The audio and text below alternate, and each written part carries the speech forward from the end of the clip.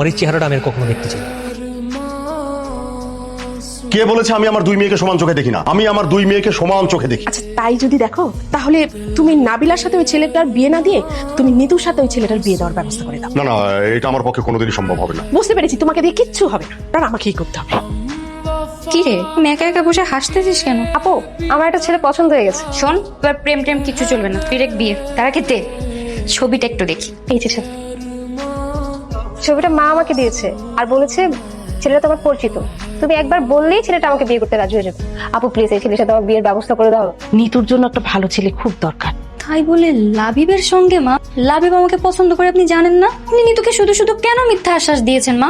ওই ছেলে নিতুকেই বিয়ে করবে। আমার একটা বুদ্ধি আছে, তুই শুধু হ্যাঁ বলে দিবি, তাহলে সব পানির মতো সহজ হয়ে যাবে। বাবা, নাবিলাকে তো তুমি খুব পছন্দ করো। জি। ও মনে হয় তোমাকে কিছু বলেনি। আসলে কিভাবে বলবে বলো, লজ্জার কথা। নাবিলার অতীতের একটা খারাপ ঘটনা আছে। মানে? ওই বছর দিনেক আগে একটা ছেলের সাথে ওর একটু অবৈধ সম্পর্ক ছিল। এটা মাঝে মাঝে রাতে এসে বাড়িতে সময় কাটাতো। কিন্তু আপনার এই কথা আমি বিশ্বাস করবো কেন? তুমি চাইলে নাবিলাকে জিজ্ঞেস করতে পারো। ঠিক আছে, নাবিলাকে ডাকুন। নাবিলাকে বলেছিলাম না ওই কথাটা আর কি। আন্টি যা বলেছে তা কি সত্যি? হ্যাঁ। তার মানে তুমি বাইরে থেকে লোক এনে তার সাথে? ছি।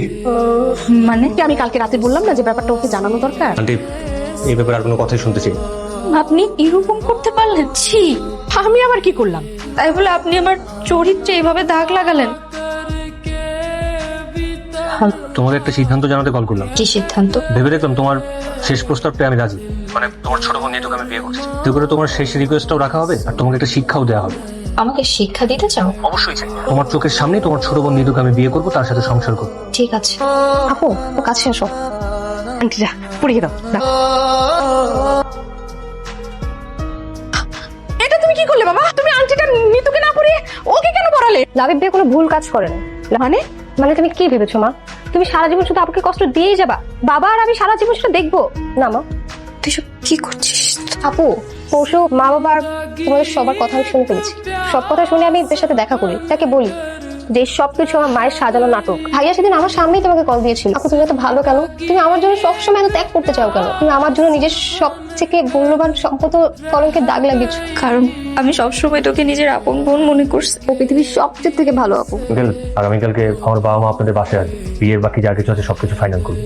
ঠিক আছে বাবা। জানো, একটা সময় তোমাকে পাবো এই আশাই ছেড়ে দিয়েছিল, কিন্তু এখন মনে হচ্ছে আমি পৃথিবীর সব থেকে সুখী মানুষ। এই কথা তখন মনে ছিল না, যখন নিজের বোনের সুখের জন্য নিজের ভালোবাসার মানুষকে স্যাক্রিফাইস করছিল। আল্লাহ তো এখন আমাকে এই হাতটা মিলিয়ে দিয়েছেন। এখন আমি সারা জীবন এই হাতটা ধরে সুখে শান্তিতে কাটিয়ে দিতে চাই। আমি তোমাকে সারা জীবন সুখেই রাখতে চাই।